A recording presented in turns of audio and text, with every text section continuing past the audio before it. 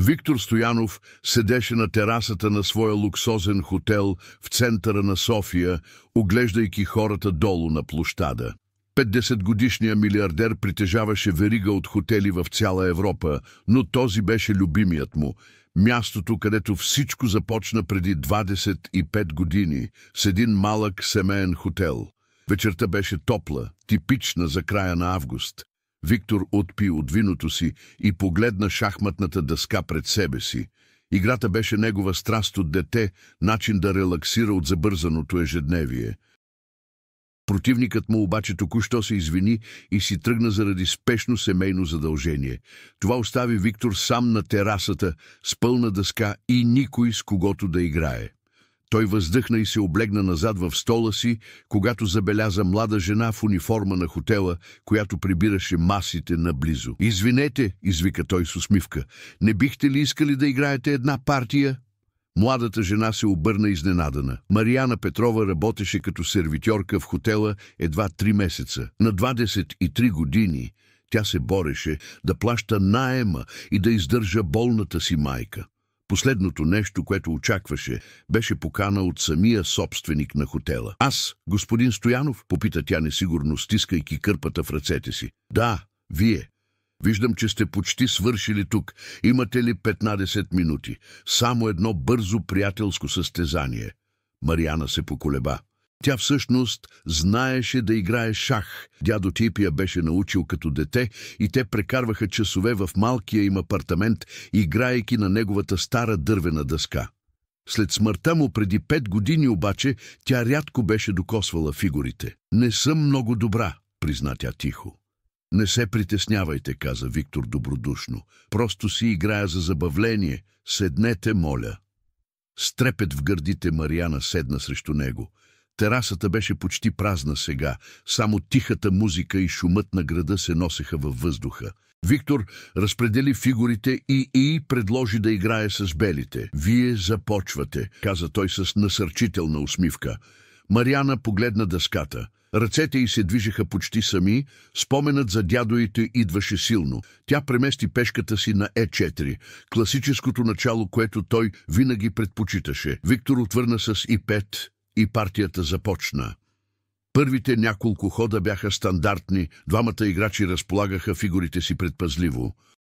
Виктор очакваше бърза и лесна победа. В края на краищата той играеше шах от 40 години и редовно побеждаваше опитни противници. Но нещо необичайно се случи около 10-тия ход. Мариана премести коня си на позиция, която изглеждаше странна на пръв поглед. Но след 2 хода Виктор осъзна, че е попаднал в ловка тактическа клопка. Той загуби топ и за първи път този вечер се изправи в стола си, изучавайки дъската внимателно. «Интересен ход», промърмори той.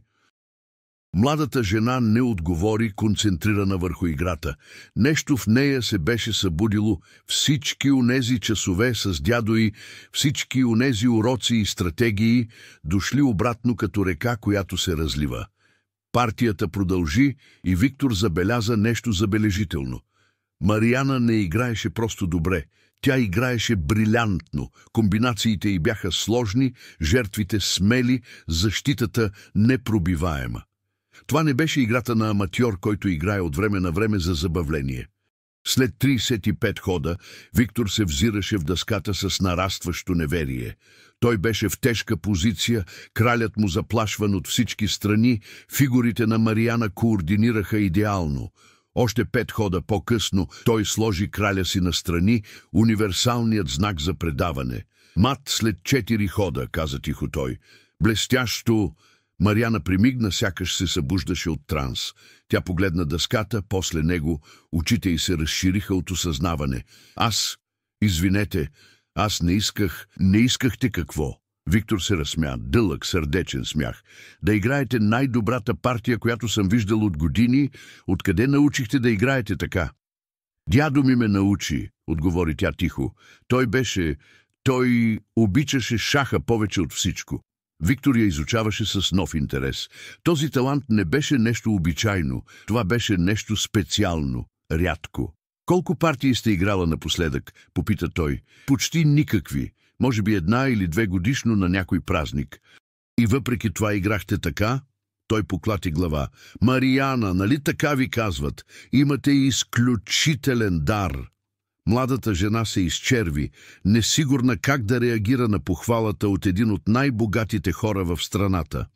Благодаря, господин Стоянов, но аз трябва да довърша смяната си.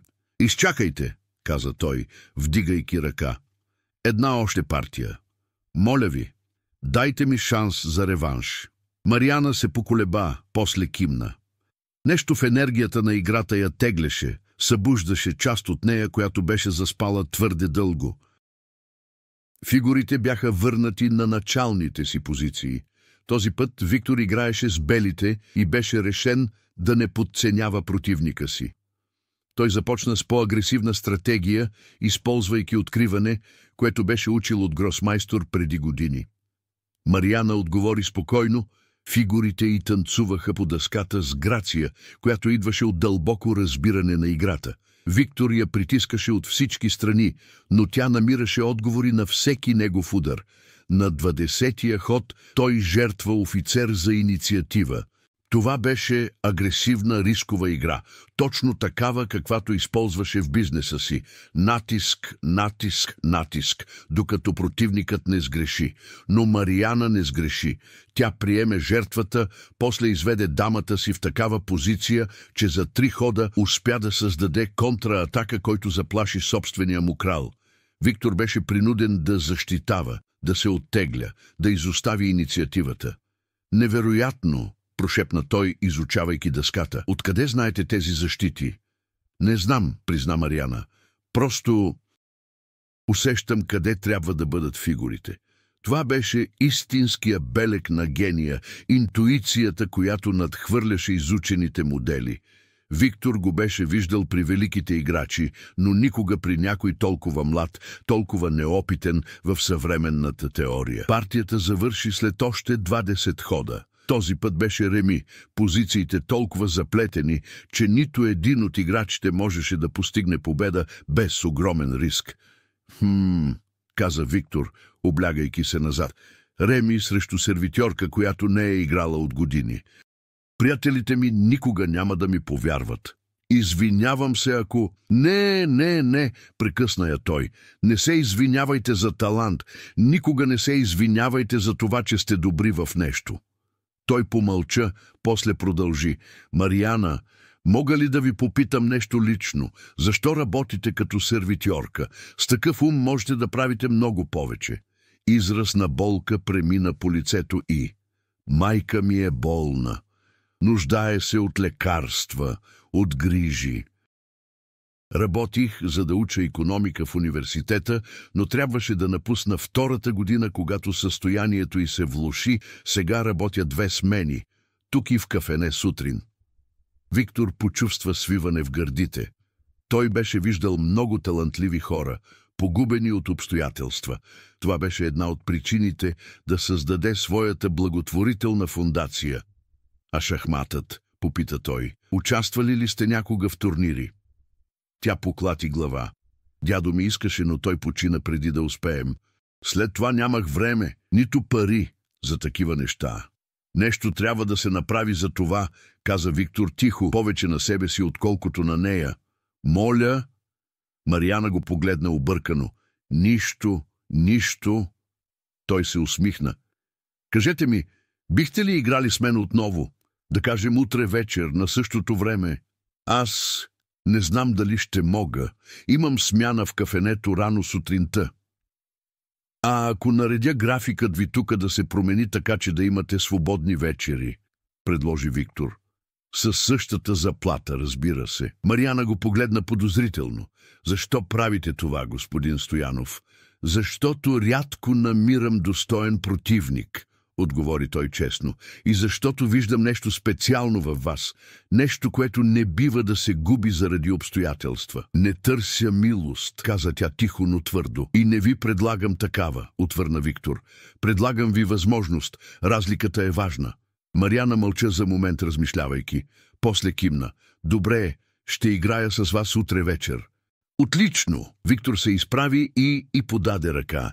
И помислете за нещо за мен, какво бихте правили, ако нямахте ограничения, ако можехте да правите каквото искате.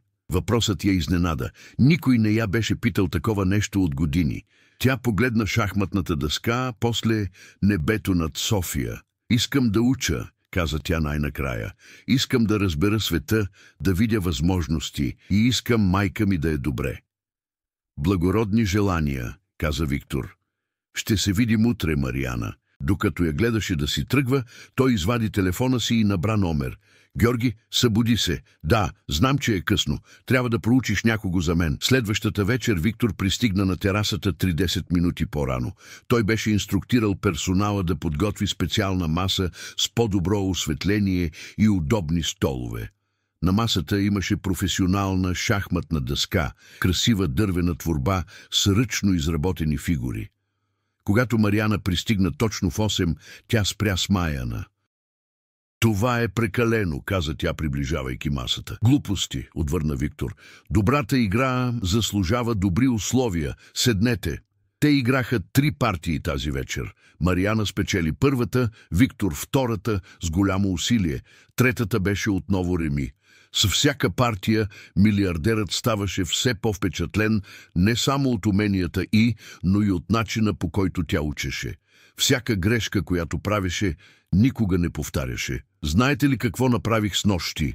Каза Виктор след третата партия, наливайки си вода. Помолих приятел, международен майстор, да прегледа позициите от нашата първа игра.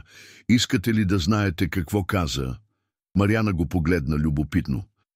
Той каза, че някои от вашите ходове показват разбиране на ниво гросмайстор.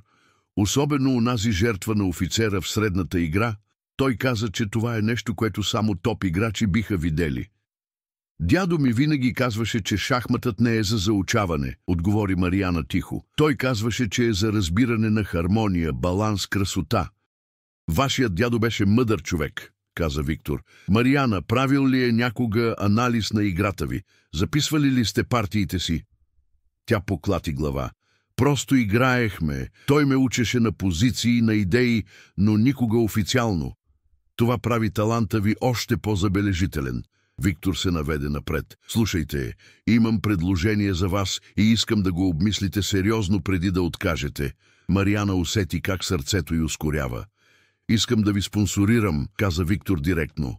Искам да платя за треньор, един от най-добрите в страната. Искам да ви запиша в турнири, да видим на какво сте способна. И искам да осигуря грижи за майка ви, така че да не трябва да се притеснявате. Тя го гледаше с широко отворени очи, не можейки да повярва на думите му. Защо? Успя най-накрая да попита. Защо бихте направили това? Защото съм богат и скучен, каза Виктор с усмивка. После стана сериозен. Не, истината е следната. През живота си съм изграждал хотели, правил съм пари, печелил съм сделки, но никога не съм открил наистина изключителен талант и го помогнал да процъфти. Вие сте този талант, Мариана. Не ви познавам, каза тя предпазливо. Защо трябва да ви вярвам? Правилно е да сте подозрителна, призна той. Затова предлагам следното. Нека направим това официално. Ще подпишем договор. Аз ще плащам за всичко, свързано с шахматното ви развитие и грижите за майка ви. В замяна вие се задължавате да се отдадете напълно на обучението за 1 година. Ако след година решите, че не искате да продължавате, свободна сте да си тръгнете без никакви задължения. И какво печелите вие от това? Попита Мариана. Виктор се усмихна. Удоволствието да видя докъде можете да стигнете.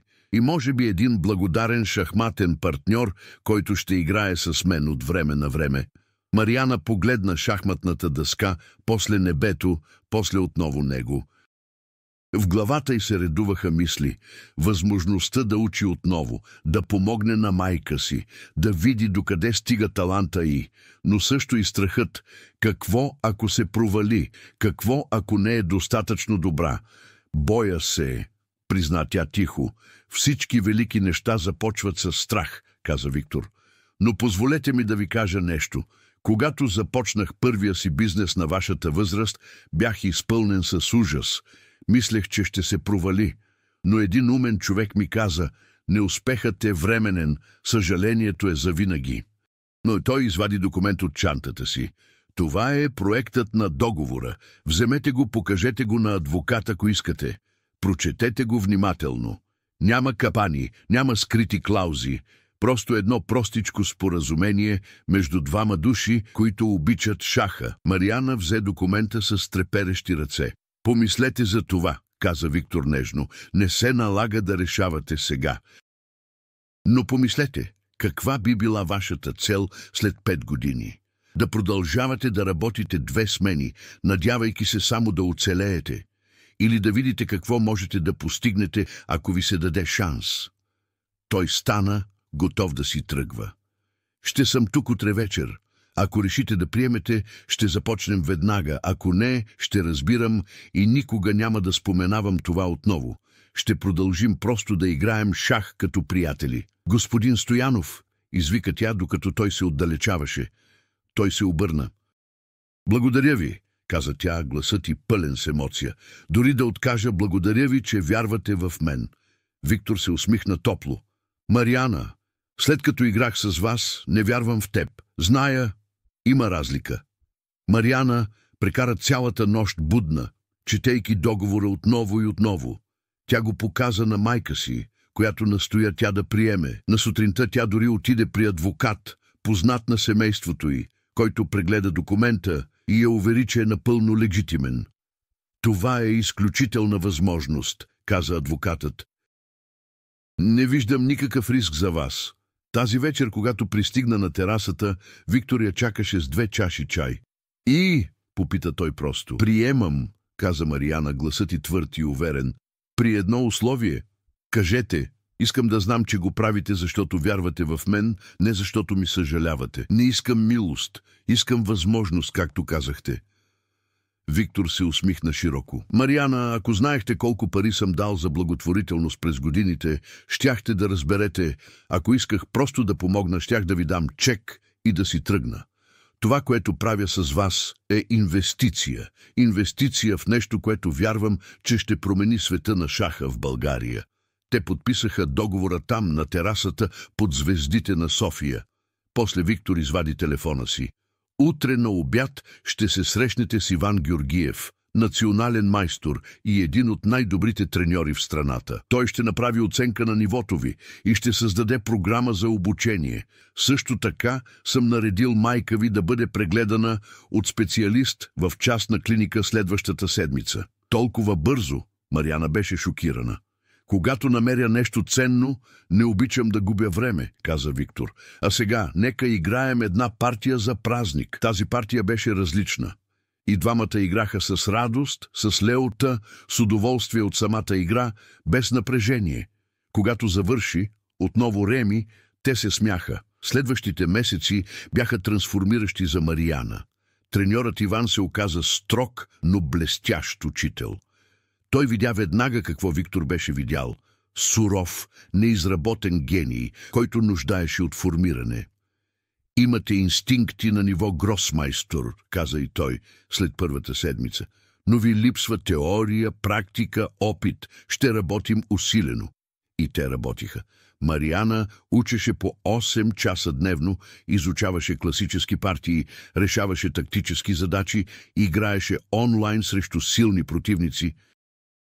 Виктор наблюдаваше отстрани, все още играейки с нея веднъж седмично, виждайки как тя става все по-силна.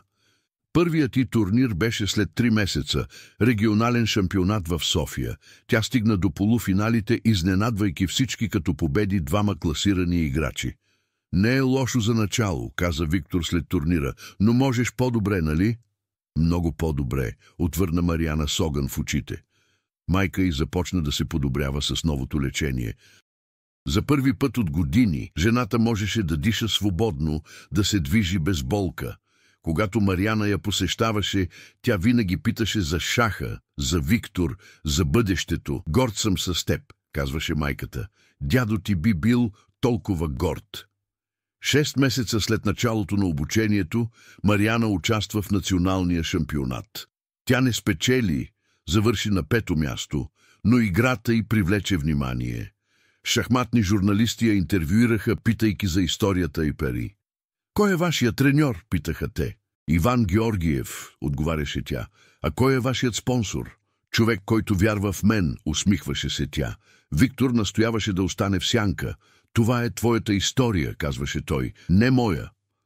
Една вечер, точно година след първата им среща, те седяха отново на същата тераса. Мариана сега беше класиран играч с рейтинг, който растеше всеки месец. Тя получи покана за международен турнир в Прага. «Как се чувстваш?» попита Виктор, разполагайки фигурите. «Притеснена», призна тя, но и вълнувана.